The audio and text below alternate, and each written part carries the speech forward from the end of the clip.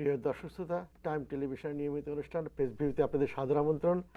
আজকের page view অনুষ্ঠানে আমাদের স্টুডিওতে অতিথি হিসেবে রয়েছেন আব্দুল্লাহ জাহিদ, বিশিষ্ট লেখক এবং সাংবাদিক, এবং উনি সেই সাথে কুইন্স লাইব্রেরির ম্যানেজার হিসেবে দায়িত্ব পালন করছেন। আব্দুল্লাহ জাহিদ ভাই, আপনাকে আমাদের স্টুডিওতে স্বাগতম আজকের পেজ ভিউ অনুষ্ঠানে। বিশেষ করে আজকে প্রথম আপনি আমাদের অতিথি হিসেবে আজকে যোগদান করেছেন এবং আশা করব ভবিষ্যতেও আপনি আমাদের সাথে থাকবেন। আমরা শুরুতেই নিউ ইয়র্ক থেকে প্রকাশিত দুটো পত্রিকার শিরোনাম দেখব, পরে ঢাকার পত্রিকার শিরোনাম দেখব।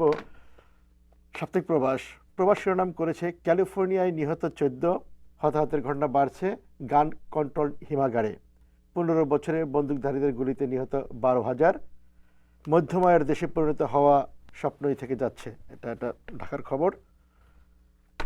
আর আজকের সাপ্তাহিক আজকাল শিরোনাম করেছে বাংলাদেশে আইএসের উত্থান নিয়ে মার্কিন কংগ্রেসে উদ্বেগ, হামলাকারী পাকিস্তানি বংশোদ্ভূত স্বামী স্ত্রী, ক্যালিফোর্নিয়ায় গুলি করে 14 জনকে হত্যা, নিউ ইয়র্কে পাকিস্তান কনসুলেট ঘেরাও করবে বাংলাদেশিরা। অন্যান্য প্রসঙ্গ আছে। তো আমরা শুরুতেই ক্যালিফোর্নিয়া ঘটনার রেশ ধরেই একটু আলোচনা করতে চাই যে আপনি জানেন যে ক্যালিফোর্নিয়ায় একটা আকস্মিক একটা ঘটনায় 12 জনের মতো মারা গেছে, এবং সেই প্রেক্ষাপটে মুসলিম সারা পুরো যুক্তরাষ্ট্র জুড়েই মুসলিম কমিউনিটিতে একটা ভীতি আতঙ্ক কাজ করছে, যেহেতু তার পরিচয় পাওয়া গেছে মুসলমান। এবং সর্বশেষ খবর হচ্ছে আজকে সন্ধ্যায় সিটি মেয়র ব্লাজিও জামাইকা মুসলিম সেন্টারে এসেছেন এবং সেখানে তিনি মুসলমানদের সমাবেশে বক্তব্য রেখেছেন। আপনি সার্বিকভাবে বিষয়টা কীভাবে দেখছেন, এবং মেয়রের এই যে জামাইকা মুসলিম সেন্টার আপনি এবং জামাইকাবাসী আমরা জানি, আপনি কীভাবে মূল্যায়ন করবেন বিষয়টা? জি, ধন্যবাদ। এটা খুবই ইম্পর্টেন্ট যে একজন সিটি মেয়র যেটা আইডেন্টিফাই, আমরা যখনই এরকম একটা অকেশন একটা ঘটনা ঘটে তখন কি হয়, তখন স্বাভাবিকভাবে যে এটা পত্রিকা থেকে বললেন যে মুসলমানদের মধ্যে একটা আতঙ্ক, তারা চিন্তা করে যে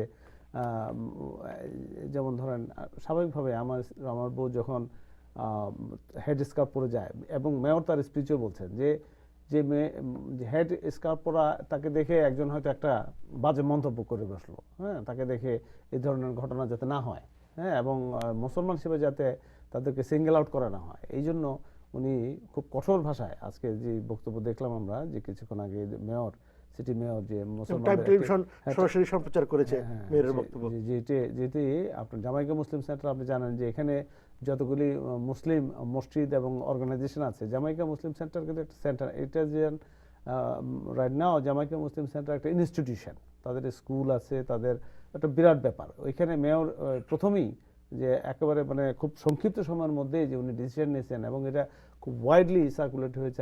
আপনি জানেন যে এবিসি টেলিভিশন, টাইম টেলিভিশন ছাড়াও আপনার অন্য অন্য চ্যানেলগুলি এবং 10 সারাদিন ব্যাপী আমরা শুনলাম যে আজকে মেয়র এখানে যাবেন, এবং এটি ওরাও সরাসরি প্রচার করেছে আমেরিকার মূল মিডিয়াগুলিতে।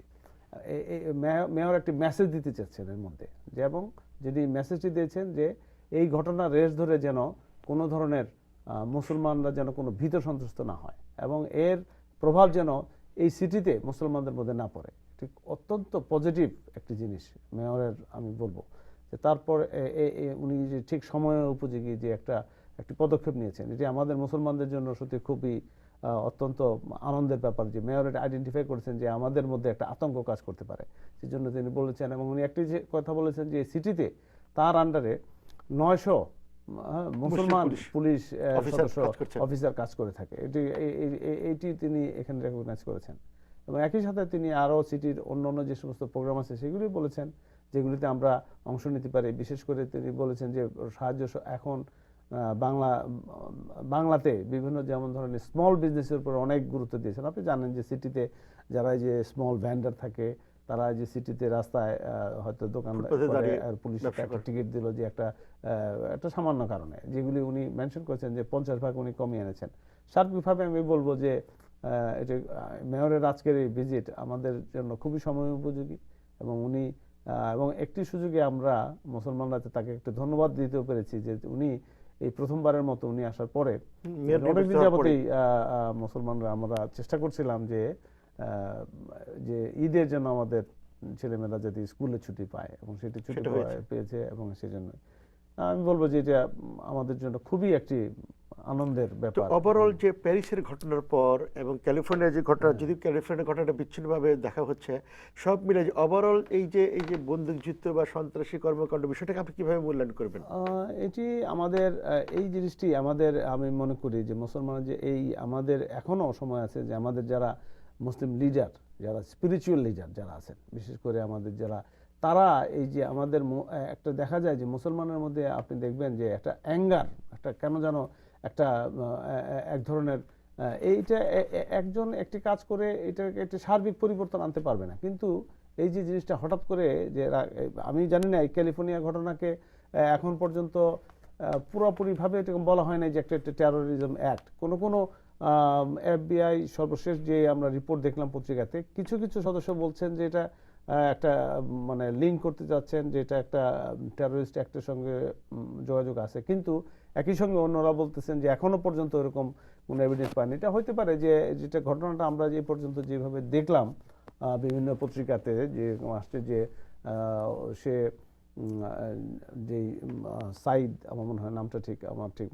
মনে নেই, সাইদ ফারুক আই থিঙ্ক, যাই হোক, সে ওই অফিসিয়াল পার্টিতে, আমরা যারা মূলধারাতে বিভিন্ন অফিসে কাজ করি, পার্টি হয় এবং পার্টিতে হয়তো বা কেউ তাকে বুলিং করতে পারে, তার যেটা বললাম আমি যে অ্যাঙ্গার কন্ট্রোল, যে রাগ আন্বিত হয়ে সে গিয়ে নিয়ে আসে, কিন্তু সে জেনুইনভাবে এই দেশে গান কেনা তো আপনি জানেন যে এই ধরনের ল সবাইকে পারমিট করে এবং সেইভাবেই তারা এটা অনেক ইনভেস্টিগেশনের ব্যাপার। তবে আমার এটা এখনো বলা যায় না এই মুহূর্তে যে ঠিক আমার আমার আমার ব্যক্তিগত মত হলো যে ওখান থেকে কোনো একটা কিছু তাকে পার্সোনালি হয়তো যে সে মানে খারাপ বোধ করে একটা জিনিস রাগান্বিত হয়ে করে ফেলছে নাকি ঠিক বোঝা যাচ্ছে না, যদিও মানে দুটোই হইতে পারে এখনো।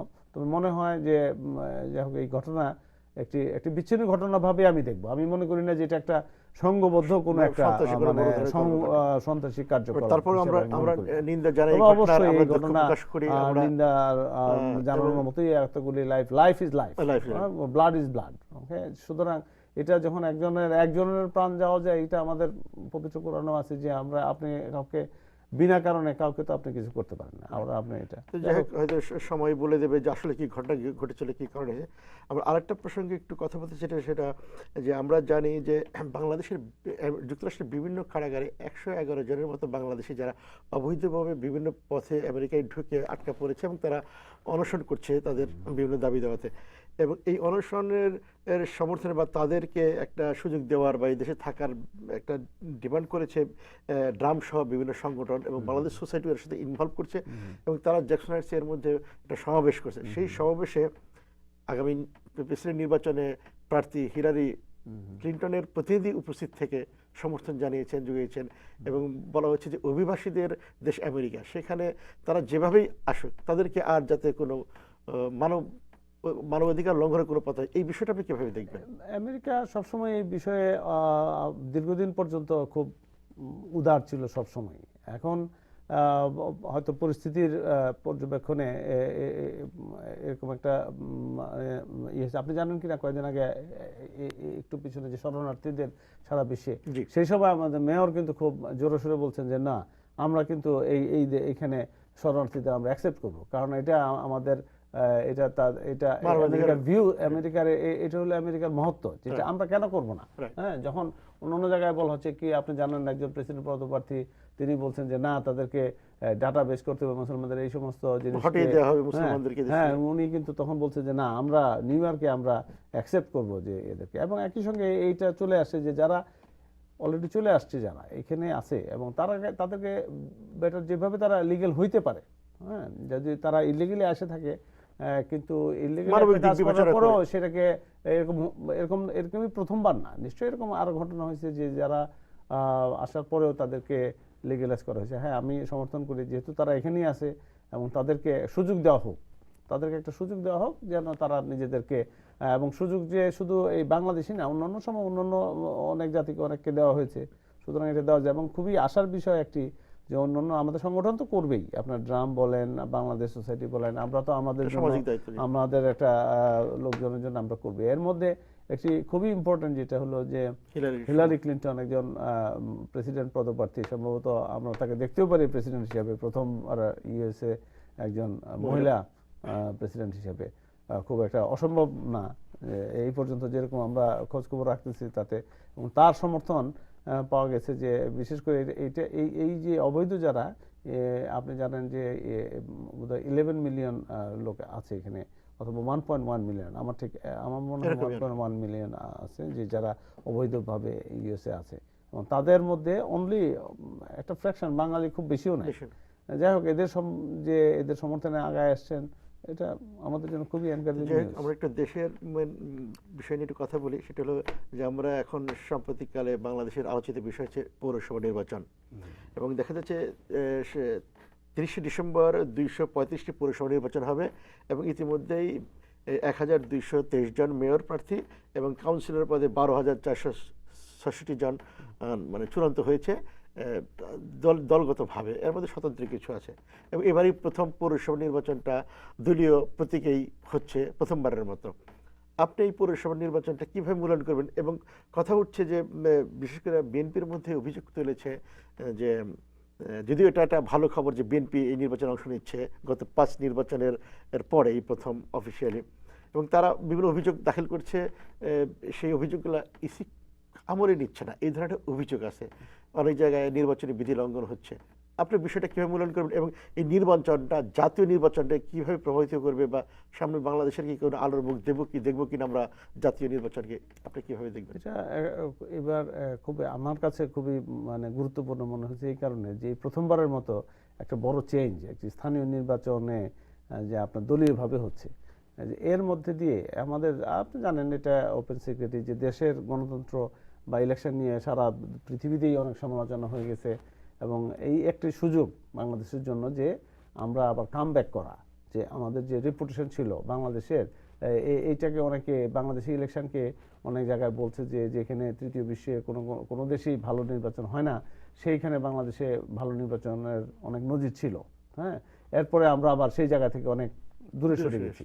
এখন আবার একটা সুযোগ আমাদের মধ্যে মনে হয় আসছে, যে সুযোগে বাংলাদেশের প্রমাণ করার একটা সুযোগ আসছে যে সেখানে আবার ভালো নির্বাচন, জনগণের অংশগ্রহণে, হ্যাঁ, যে স্বতঃস্ফূর্তভাবে একটা নির্বাচন হতে পারে এবং ফেয়ার ইলেকশন হতে পারে। তো সেটার জন্য যেটা বললেন যে ইসিকে অবশ্যই আরও নিজেকে, যে কথা সবসময় অনেক সময় বলা হচ্ছে যে বাংলাদেশের ইসির কথা বলা হচ্ছে যে মেরুদণ্ডহীন ইত্যাদি, তাদেরকে আমি মনে করি যে আরও এটা একটি তাদের বুঝতে হবে যে তারা একটি আপনার সাংবিধানিক প্রতিষ্ঠান, তাদের ক্ষমতা কিন্তু অনেক, তাদেরকে যখন একজন সাংবিধানিকভাবে তাদেরকে যে ক্ষমতা দেওয়া হয়েছে, তারা কিন্তু সেটা যদি প্রয়োগ না করেন তাহলে কিন্তু এটা অনেক দুঃখজনক। তারাই কিন্তু পারেন, হ্যাঁ, এটা তারাই, এবং একটা সুষ্ঠু নির্বাচনের মাধ্যমে জাতিকে একটা ভালো পথ দেখার একটা সুযোগ তাদের হাতেই নির্ভর করে। আব্দুল্লাহ জাহিদ ভাই, আমরা আলোচনা করব, এর মধ্যে একটু বিরতি নেব, বিরতির পরে আমরা আলোচনায় ফিরে আসছি। প্রিয় দর্শক শ্রোতা, আমাদের বিরতির সময় এসেছে, বিরতির পরে আমরা আলোচনায় ফিরে আসছি, ততক্ষণ আমাদের সাথেই থাকুন। ধন্যবাদ।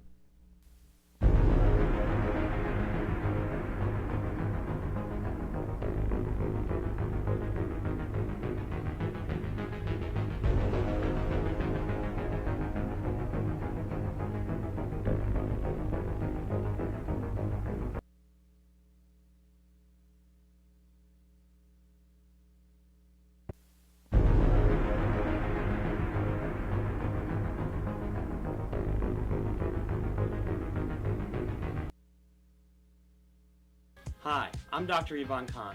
Welcome to Khan's. Khan's Tutorial is New York's #1 tutorial for Common Core, Citywide ELA and Math, Summer Program, SAT, Regents, and the exam for Stuyvesant, Bronx Science, and Brooklyn Tech. Visit any of our 10 locations at Jackson Heights, Astoria, Castle Hill, Parkchester, Brooklyn, Jamaica, Sutphin, Ozone Park, Richmond Hill, and Floral Park. For higher test scores, send your child to Khan's Tutorial, where we educate for life. Call today. I'm Bruce Fisher. No one chooses to be injured in an accident, but if you have been, make sure you choose the right attorney. My office is experienced at getting multi-million-dollar verdicts and settlements for accident victims. The consultation is free, so call today. Construction accidents, auto accidents, accident at home, trip and fall, medical malpractice. যে কোনো অ্যাক্সিডেন্টের ক্ষতিপূরণ পেতে আজই যোগাযোগ করুন। যে কোনো দুর্ঘটনায় গত 15 বছর যাবৎ অ্যাটর্নি ব্রুস ফিশার বাংলাদেশি কমিউনিটির জন্য সাফল্যের সাথে কাজ করে যাচ্ছেন। Law Office of H. Bruce Fisher PC.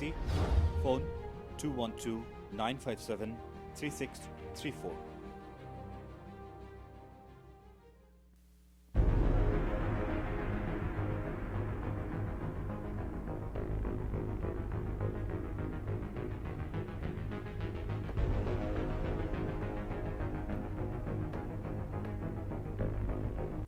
প্রিয় দর্শক শ্রোতা, আমাদের বিরতির পর আমরা আলোচনায় ফিরে আসছি। আমাদের আজকের ফেসবুক অনুষ্ঠানে অতিথি হিসেবে রয়েছেন বিশিষ্ট লেখক সাংবাদিক আব্দুল্লাহ জাহিদ। জাহিদ ভাই, আমরা যে আলোচনা করছিলাম সেই আলোচনার প্রেক্ষাপটে বাংলাদেশের প্রসঙ্গে একটু কথা বলতে চাই। দৈনিক সংগ্রাম সহ বিভিন্ন প্রত্যেকটা খবর এসেছে গুম হওয়া সদস্যদের ফিরে পেতে 19 পরিবারের সাংবাদিক সম্মেলন, এবং সেখান থেকে তারা দাবি করছেন তাদের পরিবারের কেউ না কেউ বিভিন্নভাবে গুম হয়েছে, কিন্তু তাদের খোঁজও পাওয়া যাচ্ছে না, তাদের মৃতদেহ পাওয়া যাচ্ছে না, বা তারা আদৌ বেঁচে আছে কি না আছে সেটা আমরা আদৌ জানি না। এবং সেই ক্ষেত্রে সরকারের কাছে দাবি তাদেরকে ফিরিয়ে আনা হোক, ফিরিয়ে দেওয়া হোক। আপনি কীভাবে বিষয়টা দেখবেন মূল্যায়ন করবেন? এবং এই গুমটা একটা আতঙ্কের বিষয় হয়ে গেছে বাংলাদেশে। আমরা বেশ কিছুদিন যাবত দেখতেছি, কয়েক বছরের পর বছর এই বিষয়টা শুরু হয়েছে। বিষয়টা কীভাবে মূল্যায়ন করবেন? এটি আমি অবশ্য নিউজটা আমি পড়ছিলাম যে প্রথম আলোতে, আমি দেখলাম যে এটাই নিউজটি এখানেও আছে যে, এবং সত্যি সত্যি এটা একটি অত্যন্ত মানে কষ্টদায়ক ব্যাপার। একজন লোক যদি মারা গেলে তার এটি আমি মনে করি যে বাংলাদেশের এটা রাষ্ট্রের দায়িত্ব। এটা রাষ্ট্র একজন লোককে নিরাপত্তা দিবে, এবং সে যদি কোনোভাবে নিখোঁজ হয় বা গুম হয়, যে এটা তাকে খুঁজে পাওয়ার জন্য সেটা রাষ্ট্রই একটা ব্যবস্থা নিতে হবে। এটি অ্যাকসেপ্টেবল না, এটি কখনোই কোনোভাবেই এটিকে মানে মেনে নেওয়া যায় না। এবং এটি যে কোনো সরকারের এটি সমর্থনও করা উচিত না, কোনো সরকারের না, এবং কোনো বাহিনী বা কোনোভাবেই এটি যেন না হয়। এবং এটি সত্যি সত্যি এটি আমাদের জন্য এবং আন্তর্জাতিকভাবেও জিনিসটির একটি দেশের জন্য অত্যন্ত মর্যাদা হানিকর বিষয়, যে যখন একজন লোক একটি দেশে এরকম 19-20 জন একই বছরে যখন এরকম হয়। আমরা আগে শুনছি যে অনেক ছোটোখাটো অনেক দেশে এই ধরনের ঘটনা হয়, এবং এটি এখন বাংলাদেশেও হচ্ছে, এবং যেটি আমাদের দেশের জন্য অত্যন্ত অসম্মানজনক। আমি আশা করি যে এটি আমাদের মানবাধিকার সংগঠন এবং এরা আরো চাপ প্রয়োগ করবে সরকারের উপরে, যাতে এই ধরনের ঘটনা না ঘটে, এবং দলমতের ঊর্ধ্বে সরকার সবাই বিষয়টা দেখবেন। বিষয়টাই আমার তো মনে হয় যে অনেক গুম আছে যেটা সরকার হয়তো জানেই না। তার কোনো বাহিনী তার নিজস্ব ওভার লাইক রিয়াকশন থেকে এটি করতেছে, যেটি দেশের জন্য আমরা সে প্রত্যাশা করব। পাশাপাশি আবার আমরা নিউ ইয়র্কের ঘটনায় একটু আলোচনা করতে যাই। এখানে আমরা জানি যে 8 তারিখে বাংলাদেশ কনসুলেটে ঘেরাও করার এবং বিক্ষোভ সমাবেশ করার কর্মসূচি দিয়েছে বাংলাদেশি আমেরিকানদের পক্ষ থেকে, এবং সেখানে বলা হচ্ছে যে যুদ্ধাপরাধীদের বিচারকে কেন্দ্র করে পাকিস্তানের কিছু মন্তব্য, এবং সেই প্রেক্ষাপটে এই ধরনের একটা ঘেরাও কর্মসূচি আপনি কীভাবে মূল্যায়ন করবেন? পাশাপাশি আরেকটা বিষয় যে যুদ্ধাপরাধীদের বিচারকে কেন্দ্র করে সাম্প্রতিককালে সরকার একটু হস্তক্ষেপ করেছে ফেসবুক, টুইটার, ইন্টারনেট সহ বিভিন্ন সামাজিক মাধ্যমের উপরে। এই বিষয়টা আপনি কীভাবে মূল্যায়ন করবেন এই প্রেক্ষাপটে? আপনি অনেকগুলি এরেনা যে আপনি বললেন, যে প্রথম হলো যে এটি যে একটি দেশের দূতাবাস ঘেরাও করা হবে, বা ঠিক ওই অর্থে তো ঘেরাও করা হবে না, একটা ডেমনস্ট্রেশন হয়তো হবে, যেটা এটি একটি নর্মাল বিষয় হিসেবে আমি মনে করি যে এটাও করতে পারে। যে কোনো দেশের বিভিন্ন দেশের দূতাবাস অনেক সময় তাদের সামনে সারা দুনিয়াতে এটা হয় যে একটি প্রতিবাদ জানানোর জন্য লোকজন যেতে পারে এটি। এবং যেটি হয়েছে যে যুদ্ধাপরাধীদের বিষয় নিয়ে পাকিস্তান একটু তাদের রিয়েকশন দেখিয়েছে আর কি, সেটিও এক ধরনের আমি মনে করি যে এটা তাদেরও একটু, আমার ব্যক্তিগত মতামত হলো যে তারাও একটু তাদের সীমানার বাইরে এসে মতামত দিয়েছে। আর আবার যে এটি নিয়ে, তবে এটি যেন ওই যে মানে একটা কূটনীতির মধ্যে যাতে থাকে, যে তারা যেটা ধরেন ওদের রাষ্ট্রদূতকে ডেকে আনে প্রতিবাদ জানালো, এবং একই সঙ্গে আবার বাংলাদেশও পাকিস্তান রাষ্ট্রদূতকে ডেকে নিয়ে এসে আমার বাংলাদেশ যে এটাতে মর্মাহত বা দুঃখিত বা রাগান্বিত সেটি প্রকাশ করলো। এটি হলো কূটনীতিক একটি শিষ্টাচার, এটার মধ্যে পড়ে। কিন্তু এর ইম্প্যাক্ট যেন মানে এই যে দুই দেশের যে ব্যবসা বাণিজ্য আছে, যে একটা ইম্পর্টেন্ট পার্টনার এই যে হিসেবে দেখতে হবে। পাকিস্তান যে শুধু একসময় এরকম মানে কেউই এই পৃথিবীতে এখন আর সেই যুগ নাই যে একজন আরেকজনের শত্রু এবং একজন আরেকজনকে মানে দেখলেই যে মানে গোলাগুলি করতে হবে, সেই সময়টা যেহেতু নাই, এখন সুতরাং বিশ্বব্যাপী আসলে আমার অর্থনৈতিক মতে যুদ্ধটাই শুরু হয়েছে। মনে হয় যে এটা বরং বাংলাদেশে এটা কূটনীতিক ভাবে যেন এটা সীমাবদ্ধ থাকে, যে তাদের যেটুকু করা যায় ওটুকু যেন করে, তাতে যেন ব্যবসা বাণিজ্য ইত্যাদি। কারণ আপনি জানেন অনেক পাকিস্তানি এখন বাংলাদেশ ব্যবসা করে, অনেক বাংলাদেশি পাকিস্তানে গিয়ে ব্যবসা করে, এবং এইগুলি যাতে কোনোভাবেই বাধাগ্রস্ত না হয়, এবং সেইটাই আমাদের দেখার। আরেকটা বিষয় যেটা আরেকটা বিষয় আপনি বললেন যে এই ঘটনার সূত্রপাতে, আমি এই জিনিসটা আমার কাছে খুব মানে আপনার কিভাবে যে ফেসবুক বন্ধ করে দেওয়া বা এটা যে কি ধরনের আমি জানি না এটা কেন হলো, কই এরকম ঘটনা যদি হয় আপনার, তাহলে তো ফ্রান্সে বা ইয়েতে ওরা তো এরকম করেনি, তাহলে এই আমেরিকাতে যে হচ্ছে বা তারা বরং এইটা ইউজ করে বরং ট্র্যাক করতে পারে। আপনি একটা জিনিসকে পজিটিভ নিতে পারেন, দুইভাবে নিতে পারেন। আপনি ফেসবুক দিয়ে আপনি ওয়াচ করতে পারেন যে কে কে কিভাবে ব্যবহার করছে, তাই না? সেভাবেও করা যেতে পারে। যে বাংলাদেশে যদি আপনি বলতে পারেন যে ভাইবারে আপনার ট্র্যাক করা যায় না, সেই জন্য আমরা এই আপনি দেখেন কয়েকদিন আগে ইউএসএতে মানে যেটা ছিল যে মানুষের ফোন কল ট্র্যাক করতে পারবে, এখন কিন্তু সেটা আদালতের একটা নির্দেশে সেটা বন্ধ হয়ে গেছে। এত বড় একটা দেশ যেখানে বাংলাদেশের হুমকির চেয়ে এখানে 100 গুণের বেশি হুমকির সম্মুখীন, আপনার আইসিস বলে, এবং যারা সরাসরি ওদের সঙ্গে যুদ্ধে লিপ্ত আছে, তারা যদি আদালতের আদেশ মেনে নেয়, এবং যেখানে বাংলাদেশ মনে করেন যে বাংলাদেশের সঙ্গে এটি অনেক আজকাল যোগাযোগ হলো পৃথিবীর একটা গ্লোবাল ভিলেজ, আর যেখানে বাংলাদেশ একটা ডিজিটাল বাংলাদেশ হতে যাচ্ছে সরকার দাবি করছে, সেখানে আমি মনে করি যে এটা খুব মানে একটা বিশাল। যাই হোক, এর মধ্যে আবার শোনা গেল যে ফেসবুকের সঙ্গে আলোচনা করে, কিন্তু ফেসবুককে আপনি যদি ওই নির্দিষ্ট আপনি ফর্মুলা দিয়ে দেন যে এই ভিত্তিতে ফেসবুক মানুষ ব্যবহার করতে পারবে, তাহলে তো এটাকে কি বলা হচ্ছে? আপনাকে ফেসবুক তো হলো একটা মানে একটা মানুষের যেগুলো হলো ওপেন সোসাইটি, সবাই যেখানে যার যার মতামত রাখবে ফ্রি, সেটা আপনি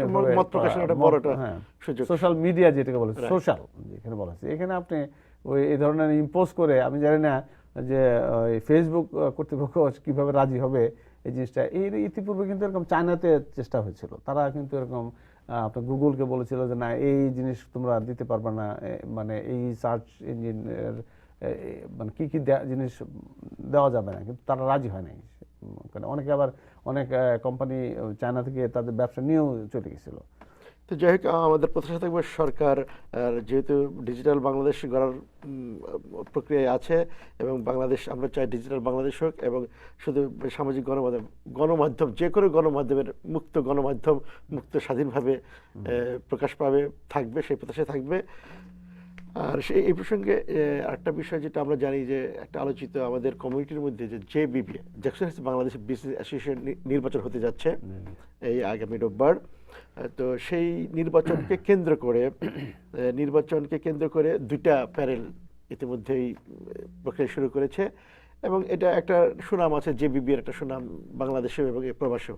আপনি কিভাবে এই নির্বাচনটাকে দেখবেন জেবিবির, এবং জেবিবির কি করণীয় আছে নির্বাচনের মধ্যে দিয়ে কমিউনিটির জন্য?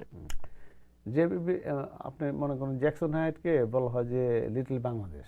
আমরা বাংলাদেশে ইমিগ্রেট, বাংলাদেশে সবাই কিন্তু আপনার জ্যাকসন হাইটকে চেনে। আমি দেখছি যে বাংলাদেশের লোকজন জিজ্ঞেস করে তোমরা কি জ্যাকসন হাইট থেকে কিনে আনছো এটা, এই ধরনের কথা, এবং জ্যাকসন হাইটের মানে যে সুনাম। তো সেই ক্ষেত্রে জেবিবির ইলেকশন কিন্তু একটি ভেরি ইম্পর্টেন্ট থিং, যে এটার একটা ভালো ইলেকশন হবে, এবং যারা নেতৃত্বে আসবেন, জ্যাকসন হাইটের অনেক সমস্যা আছে, যেমন পার্কিং সমস্যা আছে, আপনার আইন শৃঙ্খলার কিছু সমস্যা আছে, প্রায় থাকে। তো এইগুলি তারা ভালো লোকজন নির্বাচিত হবেন, এবং খুব মানে ফেয়ার ইলেকশনের মাধ্যমে আশা করি, এবং তারা কমিউনিটির সঙ্গে, বিশেষ করে অত্র এলাকায় যে সমস্ত স্মল বিজনেস আছে, যারা অনেক সময় অনেক ধরনের পুলিশি নির্যাতনেরও শিকার হন, আমি বলবো যে অনেক সময়, তো তারা যাতে ভালো লোকজন যাতে নির্বাচিত, এবং খুব ভালো একটি কমিটি যেটা এসে সিটির সঙ্গে এবং অন্য আইন প্রয়োগকারী সংস্থার সঙ্গে, যেমন ধরেন যে ডিপার্টমেন্ট অফ বিল্ডিং বা রোড বা ট্রাফিক, এদের সঙ্গে যাতে সমন্বয় করে, স্যানিটেশন, এদের সঙ্গে সমন্বয় করে যাতে কাজ করতে পারে, এটাই আমাদের একটা বিরাট প্রত্যাশা, এবং এই নির্বাচনটি খুবই একটি গুরুত্বপূর্ণ আমি মনে করি। আমি যতদূর জানি যে আপনি দেশের সাংবাদিকতা করতেন, দীর্ঘদিন সাংবাদিকতার সাথে জড়িত ছিলেন, প্রবাসী হিসেবে লেখালেখি করছেন এবং একসময় সাংবাদিকতাও করতেন, এবং সর্বশেষ আপনার লেখালেখির পাশাপাশি আপনি হরিস লাইব্রেরির ম্যানেজার দায়িত্ব পালন করছেন। আপনার এবং এখানকার মিডিয়াগুলো আপনি অবগত আছেন, এখানকার মিডিয়া কীভাবে আপনি মূল্যায়ন করবেন, এখানকার নিউ ইয়র্কের বাংলা সাংবাদিকতা কীভাবে আপনি মূল্যায়ন করবেন একজন লেখক হিসেবে? এটি আপনি গুরুত্বপূর্ণ একটি ইস্যু নিয়ে আসছেন। আমি অনেক সময় চিন্তা করি যে এটা বলতে গেলে যেরকম হয়ে গেছে যে যখন একটি জিনিস যদি খুব বেশি হয় তখন জিনিসটা এটার মান চলে আসে মধ্যম। আমরা যখন এখানে স্থানীয় পত্রিকাতে যখন আমি সাংবাদিকতা করতাম, আমার মনে আছে যে যদি আমাদের ওই পত্রিকা ডিস্ট্রিবিউশন, আমি যে পত্রিকায় কাজ করতাম, যে ডিস্ট্রিবিউশন করতে দেরি হয়ে গেছে, আপনার ওই পত্রিকা বেরোতে সকালের পর একটু দেরি হয়ে গেছে, লোকজন দেখতাম পত্রিকা টেলিফোন করতো যে কী ব্যাপার আজকে পত্রিকা এখনো আসে নাই। এবং আমি দেখতাম অনেক গ্রোসারিতে, আমার একটা লেখাও আছে এরকম বাংলাদেশের পত্রিকা নিয়ে, যে তখন এরকম মনে হয়েছিল। কিন্তু এখন যে এত বেশি হয়ে গেছে যে আমাদের পত্রিকা, যেগুলি যার ফলে বেশি হওয়ার ফলে সবকিছুই মান নিচে চলে গেছে। একটি আমি বলবো যে আমি আশা করি যে আমার যারা বন্ধু আছেন যারা কিছু মনে করেন, দুই একজন এখনো চেষ্টা করে যাচ্ছে যাদের মানে পত্রিকার মান স্ট্যান্ডার্ড খবরের দিকে বিশ্লেষণের দিকে রাখার জন্য, এবং বেশিরভাগই কিন্তু তা আসলে করতেছেন না, ওই কাট অ্যান্ড পেস্ট করে। এগুলি আসলে বলাও ঠিক না আমাদের। যে যাই হোক, এইভাবে পত্রিকা বের করতে জিনিসটার মান নিয়ে কিন্তু একটা প্রশ্ন থাকে, হ্যাঁ, যে ট্রু সাংবাদিকতা এবং একটি অ্যানালাইসিস করে যে একটি জিনিসকে সুন্দরভাবে প্রেজেন্টেশন করা, এরকমই হওয়া উচিত। তবে এটি আমাদের দেখতে হবে যে লোকজন একসঙ্গে হলেই যে একটা যদি এরকম হতো যে 7 দিনে 7টি পত্রিকা আমাদের এখান থেকে বের হয়, হ্যাঁ, যে এই 7টি পত্রিকা বের হয়, তাহলে লোকজন দেখা যেত যে 7টি পত্রিকা এক একদিন এক একটি পত্রিকা, ধরেন দৈনিক পত্রিকা বের করে আমেরিকা থেকে অনেকে চেষ্টা করেছিলেন, কিন্তু খুব এটি আমাদের জন্য ভায়াবল হবে কিনা অর্থনৈতিকভাবে এটা অনেক বড় ব্যাপার। কিন্তু যদি 7টি পত্রিকা যদি বের হয় 7 দিনে, তাহলে একটা আমরা বলবো যে হয়তো বা একটু মান ফিরে আসতে পারে। থ্যাংক ইউ, ধন্যবাদ জাহিদ ভাই। আমাদের সময় শেষ পর্যায়ে, আমাদের আসলে আলোচনা এখানে শেষ করতে হচ্ছে। আগামী অনুষ্ঠানে আবার হয়তো আমরা কথা বলবো। আপনাকে অনেক ধন্যবাদ আমাদের স্টুডিওতে আসার জন্য। প্রিয় দর্শক শ্রোতা, আমাদের পেজবি অনুষ্ঠানের সময় এখানে শেষ। আগামী অনুষ্ঠান দেখা আমাদের জানিয়ে এখানে শেষ করছি। ভালো থাকেন, ধন্যবাদ।